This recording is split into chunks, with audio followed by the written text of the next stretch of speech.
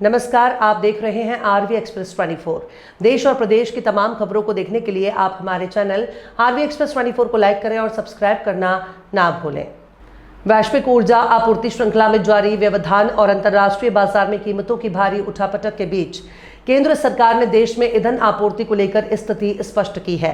Petroleum और प्राकृतिक gas मंत्रालय में संयुक्त सचिव सुजाता शर्मा ने कहा कि सरकार ने कई प्रभावी कदम उठाए हैं ताकि आम उपभोक्ताओं को न्यूनतम असुविधा के साथ ईंधन उपलब्ध कराया जा सके। उन्होंने बताया कि देश में कच्चे तेल का भंडार पर्याप्त है और रिफाइनरी पूरी क्षमता के साथ काम कर रही है। सुजाता शर्मा ने कहा कि देश भर में किसी भी पेट्रोल पंप या एलपीजी डिस्ट्रीब्यूटर पर सप्लाई बाधित होने की कोई सूचना नहीं है। उन्होंने भरोसा दिलाया कि पेट्रोल, डीजल और घरेलू रसोई गैस की पर्याप्त उपलब्धता बनी हुई है। सरकार लगातार हालात पर नजर बनाए हुए है ताकि आम जनता को किसी तरह की परेशानी ना हो। दिल्ली में प्रेस को संबोधित करते हुए पेट्रोलियम और प्राकृतिक गैस मंत्रालय की संयुक्त सचिव सुजाता शर्मा ने कहा कि वैश्विक स्तर पर ऊर्जा आपूर्ति श्रृंखला में व्यवधान और अंतर्राष्ट्रीय बाजार में कीमतों में भारी उतार चढ़ाव देखा जा रहा है। इसके बावजूद भारत सरकार ने कई प्रभावी कदम उठाए हैं ताकि आम उपभोक्ताओं तक ईंधन की आपूर्ति बिना किसी बड़ी परेशानी के जारी रखी जा सके। उन्होंने बताया कि देश में कच्चे तेल का भंडार अच्छी स्थिति में है और सभी रिफाइनरियां बेहतर क्षमता के साथ संचालन कर रही हैं। सुजाता शर्मा ने कहा कि देश भर में किसी भी रिटेल आउटलेट पर ड्राई आउट की स्थिति नहीं है और ना ही किसी एलपीजी डिस्ट्रीब्यूटर से सप्लाई रुकने की सूचना मिली है। उन्होंने बताया कि पिछले 3 दिनों में 1 करोड़ 14 लाख बुकिंग के मुकाबले 1 करोड़ 26 लाख एलपीजी सिलेंडरों घरों तक पहुंचाए गए हैं। वहीं कमर्शियल एलपीजी की बिक्री 17,000 टन से अधिक रही, जबकि ऑटो एलपीजी की बिक्री भी 762 टन के पार पहुंच गई है।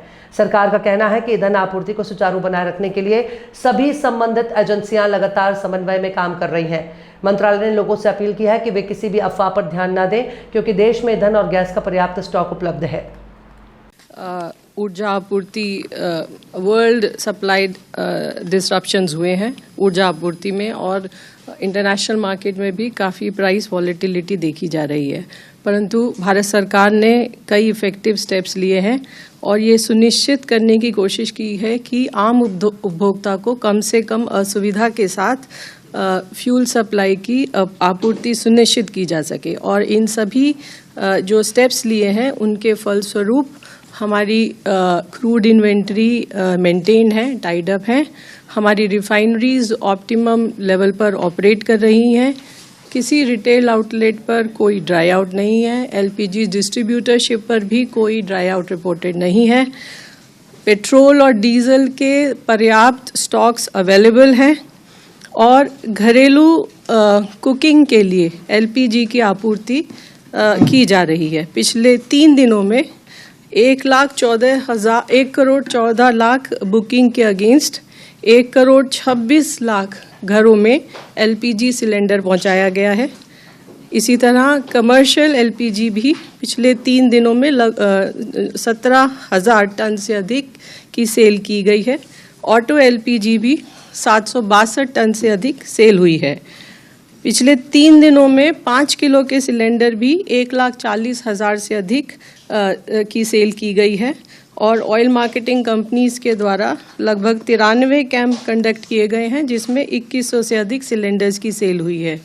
नेचुरल गैस के संबंध में भी 6.7 लाख पीएनजी कनेक्शंस को गैसीफाई किया गया है और 2.68 लाख कनेक्शंस के लिए इंफ्रास्ट्रक्चर क्रिएट किया जा चुका है और 7,29,000 से अधिक नए कंज्यूमर पीएनजी कनेक्शन के लिए रजिस्टर हुए हैं।